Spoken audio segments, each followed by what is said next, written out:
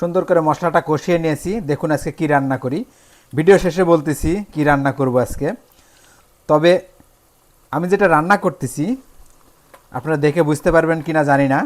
যেটা রান্না করতেছি এটা বাংলাদেশে 99% লোকজন খায় না, কিন্তু এই জিনিসটা সবচাইতে টেস্টি।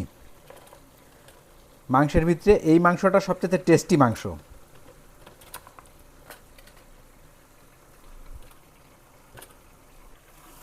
সুন্দর করে মিক্স করে নিলাম, মশলার সাথে একটু মিক্স করে নিয়ে মশলাটা কষিয়ে নিব। মাংসের সাথে কষিয়ে নিলে মজাটা বেশি লাগবে। মাংস দেখে কি কেউ চিনতে পারতেছেন? অডিয়েন্স দেখুন তো, চিনতে পারবেন না কিসের মাংস বলতেছি। দাঁড়ান, রান্না করে যখন খাইতে দিব আপনাদের তখন বুঝতে পারবেন যে মাংসটা আসলে কিসের মাংস। এই যে হয়ে গেছে আমার একদম কষা কষা গরুর জিব্বা। আজকে গরুর জিব্বা রান্না করেছি। গরুর জিব্বা কিন্তু খেতে অনেক টেস্টি। কার কার পছন্দ দৌড়ায় চলে আসুন।